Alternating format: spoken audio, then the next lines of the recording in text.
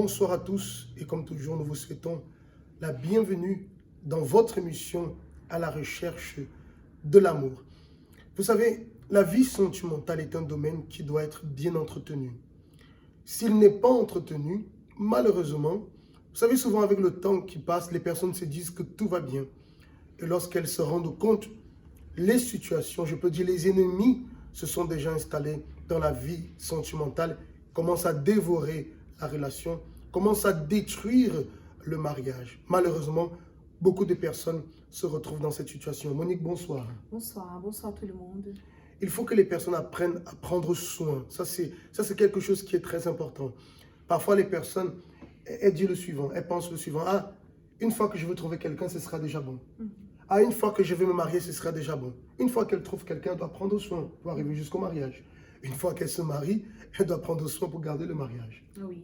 Et tu disais là tout à l'heure que parfois les gens, quand on leur pose la question si ça va, la personne elle dit oui, ça va bien. Mais elle ne sait même pas qu'est-ce qui c'est être bien. Parce que parfois elle dit qu'elle va bien, mais quand on va parler, on va vraiment discuter comment ça va la vie sentimentale, on commence à voir que ça ne va pas du tout. Donc on voit que les personnes, elles ne savent pas qu'est-ce qui c'est vraiment avoir un bonheur dans la vie sentimentale. Parfois un petit quelque chose, le fait d'avoir seulement une personne à côté, parfois pour la personne c'est déjà bon, et c'est pas du tout ça. Parfois la relation n'est même pas bien, c'est quelque chose qui est en train de la détruire, c'est parfois une relation qu'on voit que ça va donner à rien. Mais parce que la personne elle ne sait pas qu'est-ce qui c'est véritablement le bonheur de la vie sentimentale, elle pense que c'est déjà bon. D'où l'importance de prendre note de tout ce que nous disons dans ces émissions, de participer des conférences de la thérapie de l'amour qui vous ouvre une vision et vous fait comprendre véritablement ce qu'est le bonheur sentimental. D'ailleurs, nous allons voir en ce moment l'expérience d'une personne qui participe tous les jeudis avec nous à la conférence de la thérapie de l'amour.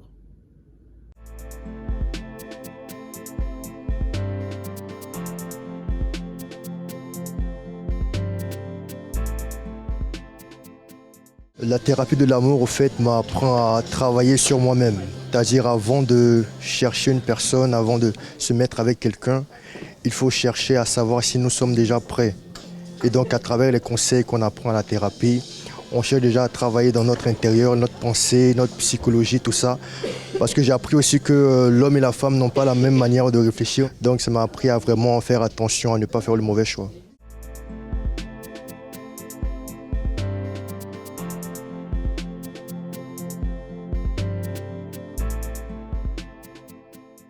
Le bonheur sentimental est à portée de tous. Voyez que ces conférences aident les personnes à prendre soin de leur intérieur, à se projeter pour le futur. Et d'ailleurs, c'est le thème sur lequel nous allons parler ce soir. Parce que nous voyons beaucoup de personnes qui entrent dans une relation avec les expériences et mauvaises expériences du passé sentimental. Souvent, c'est le mari qui vient avec ses mauvaises expériences. Souvent, c'est l'épouse. Souvent, les deux viennent avec leur bagage du passé. Ce qui, malheureusement, crée des conflits. Et malheureusement, les deux n'arrivent pas à jouir du bonheur sentimental. Oui, c'est vrai. C'est impossible d'avoir une vie sentimentale bénie en traînant notre passé avec nous. Par exemple, souvent, ce qui arrive, je prends l'exemple de la femme, elle rentre dans une relation sans avant être guérie de son passé sentimental. Et parfois, elle a subi des choses horribles dans son passé sentimental. Soit elle a été trompée, soit elle a été battue, méprisée, trahie. Voilà, il y a eu des mauvaises expériences dans son passé. Et la personne, elle n'est pas encore totalement guérie. Donc, elle veut déjà, elle est pressée déjà pour pouvoir connaître quelqu'un. Parfois même se marier, se mettre ensemble avec quelqu'un. Et sans se rendre compte, parce que je ne pense pas qu'une personne, elle fait ça exprès, elle va faire la personne du présent subir tout ce que l'autre personne a fait avec elle. Et c'est là où rentrent les conflits, c'est là où rentrent les divisions, même les séparations. Et tu sais, tu disais une chose tout à l'heure.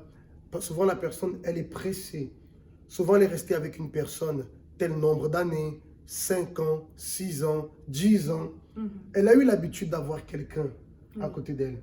Et le fait qu'il y ait une séparation, elle a peur de ce vide, on va dire comme ça, entre guillemets, ce vide sentimental où il n'y a plus personne à côté d'elle. Alors très rapidement, elle veut remplacer la personne qui est partie, soit la femme, soit le mari, par une autre personne. Mais comme tu disais, elle a encore des blessures. Et lorsqu'elle rentre dans la relation, elle fait subir à l'autre personne. C'est comme si elle se vengeait sur la nouvelle personne, sur ce que l'autre lui avait fait subir.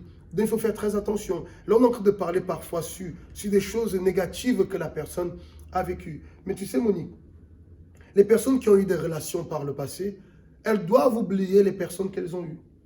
Souvent, la personne aujourd'hui est mariée, mais avant de se marier, souvent, il a eu des expériences, on va dire, sentimentales. Il a connu d'autres femmes avant de trouver celle avec qui il est actuellement. Elle aussi, parfois, elle a connu d'autres hommes, d'autres garçons, avant de connaître le mari avec qui elle est actuellement. Et souvent, elle a vécu souvent des bonnes choses dans la relation. Et aujourd'hui, souvent, elle veut imposer à l'autre personne, ah, tu sais, avec tel, on vivait telle chose.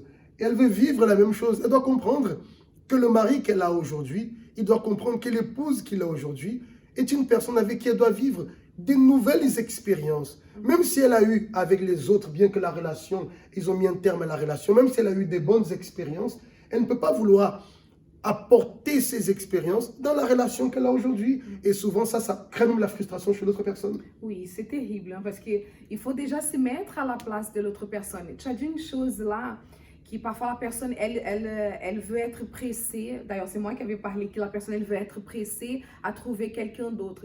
Mais là se trouve le problème, parce que le vide, soi-disant le vide qu'il y a entre une relation et une autre, ça c'est nécessaire.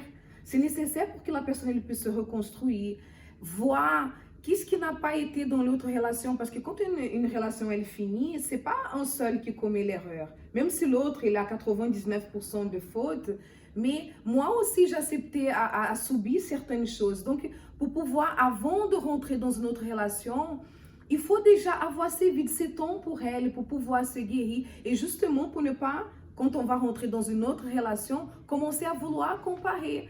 Parce que comme tu as bien dit, si c'était fini, c'est parce qu'il n'était pas bon. Alors pourquoi faire référence de cette ancienne relation? Il faut laisser cela dans le passé. Et souvent, ça vient, comme tu dis, les comparaisons. Ah non, parce que l'autre m'amenait tout le temps au restaurant. Et lui n'est pas n'est pas une personne qui m'aide beaucoup au restaurant. Comment est-ce qu'il se sent? Il se sent frustré. Il va commencer à manquer confiance. Ah, mais pourquoi elle me compare? Et vice-versa. Ah non, elle me faisait beaucoup de petits plats comme ci, comme ci, comme ça. Mais les personnes doivent comprendre. C'est une nouvelle relation. Tout part à zéro.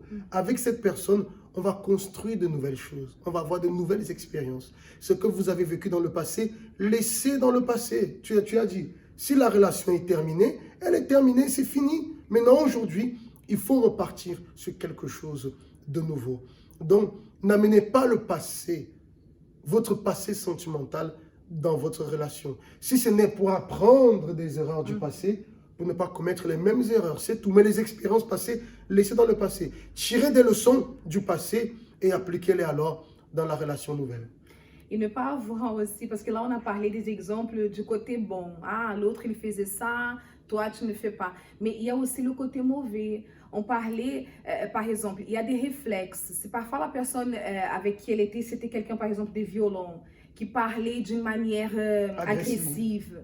Parfois l'autre, parce qu'il s'énervait un peu, la personne, elle reste déjà dans la défensive. Ah, toi, tu ne vas pas me parler comme ça. Elle a déjà des réflexes selon ce qu'elle a vécu dans le passé. Et parfois, ce n'est pas du tout ça. L'autre personne qui est là dans le présent, elle est même un peu, comme je peux dire, elle est même surprise par sa réaction. Mais pourquoi? Parce qu'il y a quelque chose dans son intérieur qui n'a pas été encore totalement guéri. D'où l'importance de ce vide sentimental. Elle doit faire le vide de tout ce qu'elle a vécu, être toute nouvelle ou être tout nouveau pour repartir dans une nouvelle relation. On va voir en ce moment une autre expérience d'une personne qui participe justement, qui est en train de se traiter par rapport à sa vie passée, ses échecs passés, ses déceptions passées de la vie sentimentale, qui aujourd'hui est totalement restaurée grâce à ce travail de la thérapie de l'amour.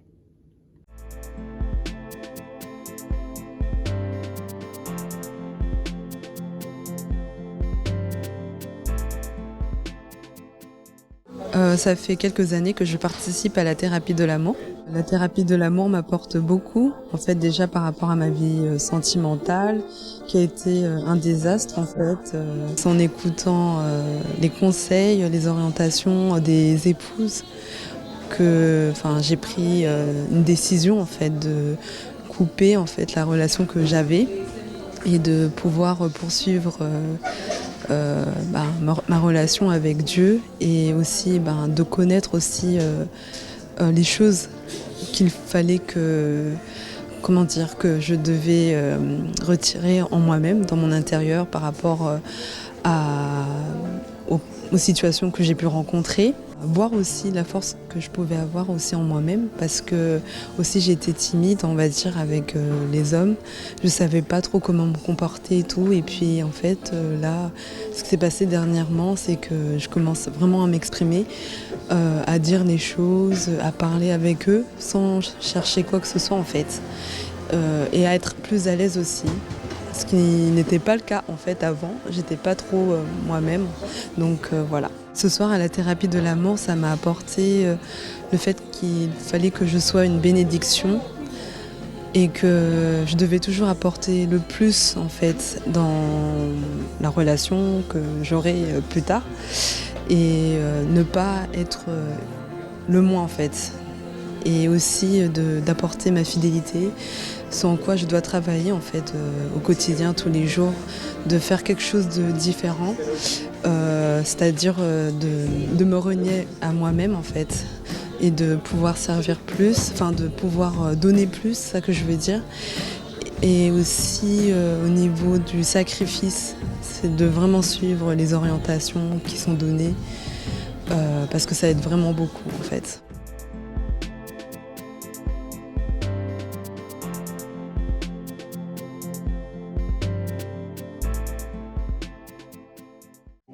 Thérapie de l'amour. Venez chaque jeudi assister à une conférence exceptionnelle. Le rendez-vous à ne pas manquer. Le seul endroit où vous connaîtrez ce qu'est l'amour intelligent. Recevez des conseils et orientations, quelle que soit votre situation. Pour tous les couples, mais aussi pour les célibataires, mariés et divorcés. Découvrez comment construire ou reconstruire durablement votre vie amoureuse. Sachez comment s'aimer d'un amour intelligent. Chaque jeudi, à Paris, Évry, Nantes et Lyon. Ne manquez pas. Thérapie de l'amour, chaque jeudi à 20h à Paris. Également à 19h30 à Évry, Lyon et Nantes. Voilà, chers amis, nous arrivons donc au terme de cette émission et avec la certitude que si vous mettez en pratique, cela va vous aider. N'apportez pas votre passé dans votre présent sentimental. Nous finissons déjà, nous arrivons déjà, c'est déjà le dernier jour, enfin l'avant-dernier jour de cette année. C'est notre dernière émission de l'année 2019. En 2020, on va se retrouver alors ce jeudi déjà, qui sera la première rencontre de la thérapie de l'amour. Nous vous invitons à participer ici à Paris. Nous serons là à 20h au 254 rue du Faubourg Saint-Martin, Évry-Couronne, à Nantes et à Lyon à 19h30. Vous avez notre numéro WhatsApp. Vous pouvez nous contacter, laisser un écrit, laisser un audio, poser vos questions au sujet de la vie amoureuse, au sujet du mariage et avec plaisir, nous allons pouvoir vous répondre. On se donne tous rendez-vous alors demain au Doc Pullman. Nous allons passer ensemble cette veillée de la sortie de cette année 2019 pour entrer dans l'année 2020. Ne venez pas seul, soyez là. Parce que d'ailleurs, tous les projets sont concernés, y inclus la vie sentimentale. À très bientôt. Soyez bénis.